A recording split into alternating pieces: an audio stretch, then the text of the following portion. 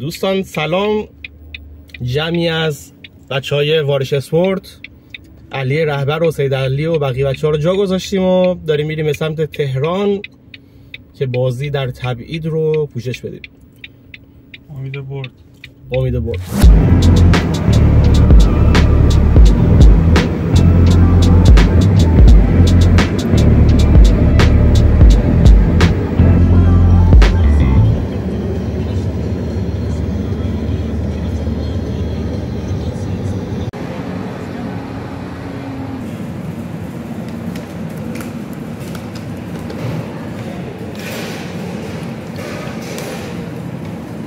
قزوین نهار رو به اتفاق بچه‌ها بزنیم، غذای معروف قزوینی غیب نثار دیگه، با یک روحیه خوب و شکم سیر بریم سراغ بازی. آرمان میزبان یک بازی هستیم در یک دربی، ولی این بار در تهران.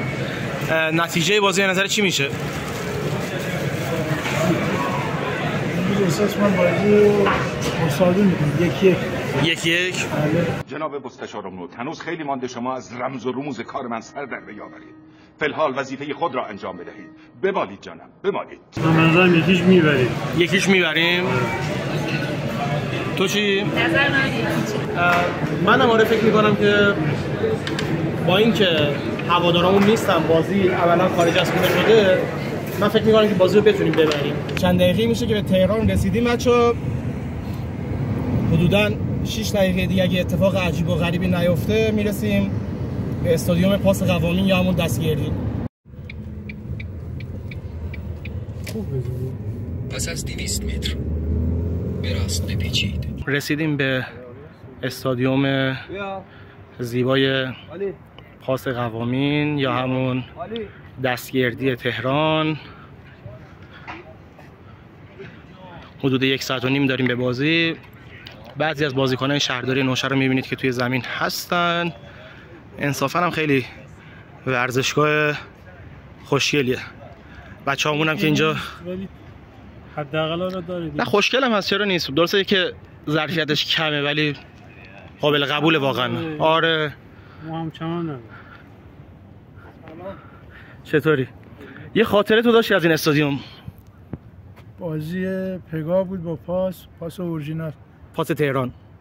تو میدونی که این زمین در اصل زمین همون پاس تهران بود دیگه. آره ما اومدیم بازی و مساوی شد، خاطرم نیست یا باختیم، به نظر مساوی شد، ذهنم الان یاری نمیکنه.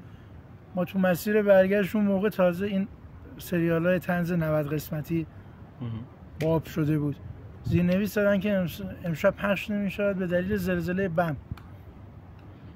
ما رسیدیم رشت، تازه خبرها رو گوش کردیم، متوجه شدیم که چه فاجعه‌ای رخ داده. آره تو بم رخ داد و در حال اینم خاطره تلخی بود از این استادیوم، مخصوصا برای مایی که حالا امیدوارم که به هر حال پیروزی تو این بازی خاطرات تلخ رو تا حدی بشوره، حداقل ببره. امیدوارم. اگر مبلغی بابت میزبانی دریافت میشه چنین اتفاقاتی هم میفته. میبینید که با دستمال اومدن یکی نیمکت‌ها رو، در واقع صندلی‌های هوادارا رو دارن تمیز میکنن. من یادم نمیاد که هرگز توی هیچ کدوم از استادیوم‌های رشت چنین صحنه‌ای رو دیده باشم. محمد رضا تو اینجام دست بر نمیداری؟ آره ما هر جا باشم بدون هوادار باشه ولمون کن. خب نتیجه بازی رو بگو. آره نتیجه بازی من همیشه خوشبینم، خودت میدونی. من میگم میبریم. آره. چه نتیجه‌ای؟ من میگم با نتیجه 2-1 بازی رو میبریم. 2 تا یعنی گل میزنیم. آره 2 تا گل میزنیم. فکر نکن.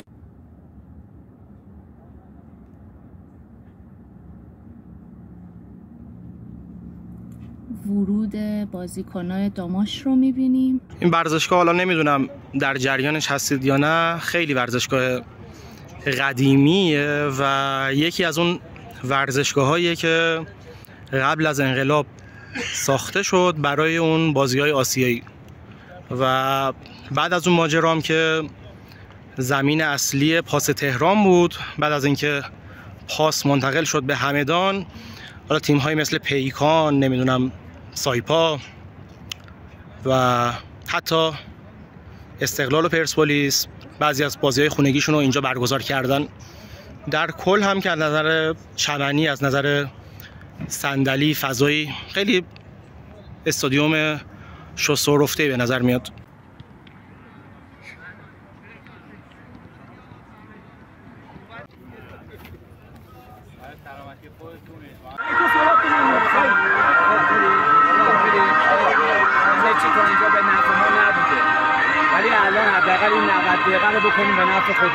بازی هم شروع شد در ورزشگاه خالی از هوادار. دربی گیلان و مازندران، دو تا از استان‌های سرسبز شمال کشور.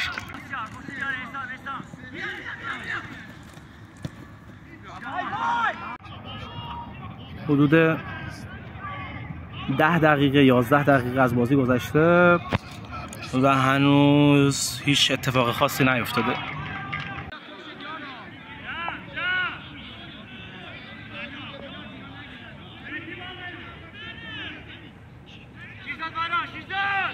پوریا، نظرت در مورد روال بازی تا این 15 دقیقه؟ 2 دقیقه اول خیلی فشار آوردیم ولی الان دوباره بازی متعادل تو وسط زمین در جریانه. اونورم فکر کنم تیم زمینی هم اومده بازی داره برای بازی فرداست دیگه، بازی خودشون فردا ما رو تماشا میکنن. تیم نیروی زمینی رو میبینیم همونجوری که بچه‌ها گفتن اومدن و بازی داماش و شهرداری نوشهر رو دارن تماشا میکنن. آرمان تو چی؟ نظرت در مورد بازی تو این یه ربع؟ اول بازی حمله خوبی کردیم ولی بازی احساس میکنم خوابیده. شرایط بازی میبینم به نظرم اینکه ما امید به برد داشته باشیم دور از دسترس نیست. یه موقعیت خیلی خوب نوشهریا داشتن که دروازه‌بانمون توپ رو در آورد. یه موقعیت خیلی خوب هم ما داشتیم که توپ با فاصله کم به اوت رفت. الان که 25 دقیقه از بازی گذشته، ببینیم که شرایط بازی به چه شکلی پیش میره.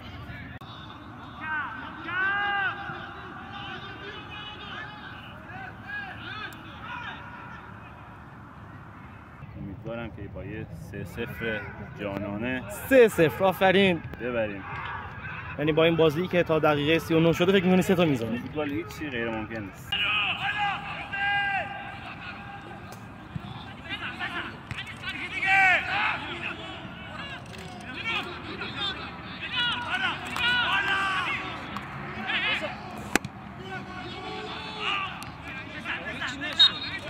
نیمه به پایان رسید و بازی فعلا 0-0. ببینیم که چی میشه دیگه. آرمان کجا رفتی؟ سلام. بازم فکر می‌کنی میزنیم؟ خیلی بازی اصولاً 1-1 ولی نیمه دوم منم خیلی امیدوار بودم به بازی ولی خیلی الان بازی بوی مساوی گرفته. آره ببینیم که حالا چی میشه.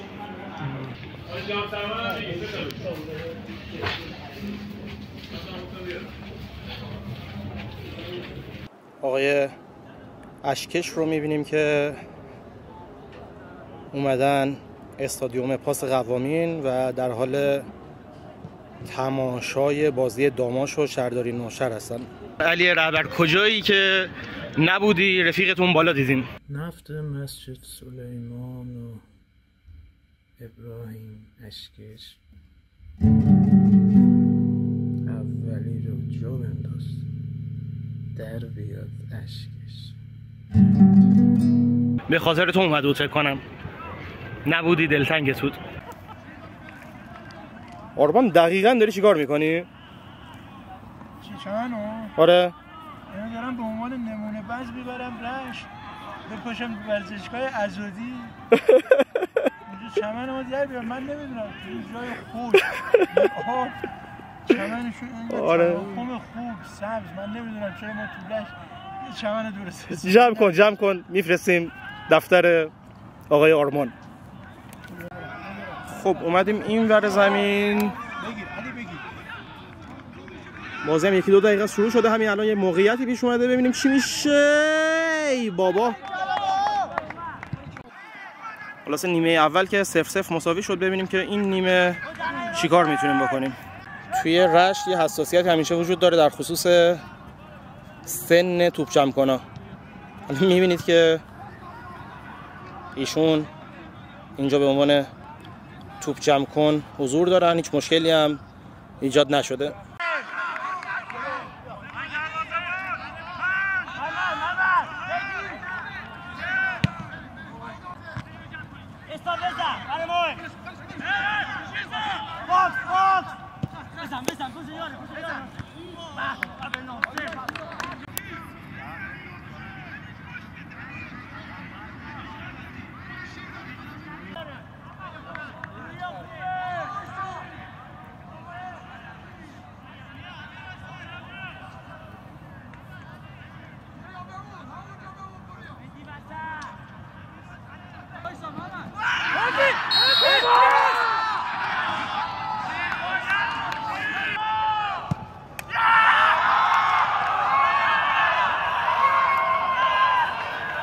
خب ما بیایم گل رو آپلود کنیم، خوشحالی کنیم.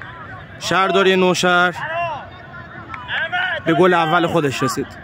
خب مگه میشه توی 2 تا بازی پشت سر هم ما گل اول بازی رو بزنیم بعد 2 دقیقه بعد تیم حریف گل بزنه؟ چنین چیزی مگه ممکنه؟ بازی قبلی شد، این بازی هم شد. بازی با همون نتیجه 1-1 مساوی تموم شد. برای بار دوم اون نتیجه‌ای که باید میگرفتیم و حفظ میکردیم متاسفانه از دست رفت. بازی که تموم شد و دیگه ما هم واقعا حال و حوصله نداشتیم. به همراه بچه‌ها با ضد حالی که خورده بودیم راه افتادیم سمت رشت. الان قزوین موندیم، شنیدیم که تو مسیرم یه ترافیک خیلی عجیب و غریبیه. گفتیم که شام رو همینجا بخوریم و یه صحبتی با بچه‌ها داشته باشیم. من یکی گفتم شد دیدم، آره گفتم یکیش میبریم. آره ولی همون حرف اولت شد انگار منطقی در بود. یک شد. آره من اصلا خوب بود، توجه نگیرم. نظرت در مورد بازی خوب بود. ببین تمام کننده نداریم. نیمه اول خیلی توپ آوردیم چند دقیقه اول. اگه همون تفکر غلطی که من احساس میکنم مقصر اصلیشم مسبب اصلیشم کادرفنیه. ترس توپو نمیتونن نگه دارن. سال گذشته خاطرت باشه تفکر غلطی بود ما بیرون خونه می‌ریزیم می‌بازیم. بازی‌های حتی 2-0 هم جلو افتادیم، نتیجه نگرفتیم. میگم احساس میکنم اگر با آرامش بیشتری کنار خط کوچ کنه تیم اینقدر دچار سردرگمی نمیشه بعد از زدن گل. خب من پیش بینیم این بود که میتونیم بازی رو ببریم چون زمین کیفیت مناسبی داشت و اگه دقت بکنی خیلی تو ارزم بازی میکردیم. متاسفانه نشد. همچنان مشکل بازیکن داریم به نظر من.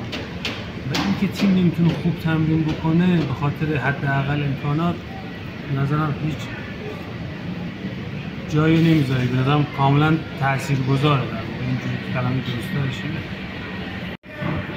خب نظرت در مورد بازی که البته کنار زمین که نبودی، توی ماشین داشتی طراحی‌ها رو انجام میدادی؟ آره من نتونستم از نزدیک ببینم ولی دوست داشتم همون یکی چی که پیش بینی کردم بشه ولی نشد. بچه‌ها ما می‌خواستیم که ولاگ رو تو همون رستوران که بودیم قطعش کنیم. بعد اینجوری شد که توی ترافیک عجیب و غریبی گیر کردیم. پشت آرمان هست، پوریا هست. یه چند ساعتی هست که توی ترافیکیم. ترافیک تقریبا 20 کیلومتریه که بعد از رودوار تشکیل شده و الان 3:24 صبح و هنوزم توی ترافیکیم. 8 کیلومتر تازه مونده به امامزاده هاشم. بارونم هست. آره بارونم هست. گفتم که یک آپدیتی بهتون بدم. حرفی سخنی بچه. چهره گویاست.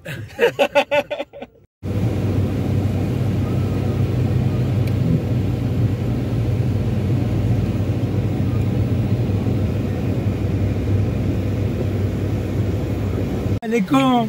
دیگه نیازی نیست که سفر چند ساعته شد؟ 20 ساعته. آره سفر 20 ساعته. بچه‌هام که 1 ساعت دیگه مسیر دارن تا برسن خونه تقریبا. درودی دیگر بود.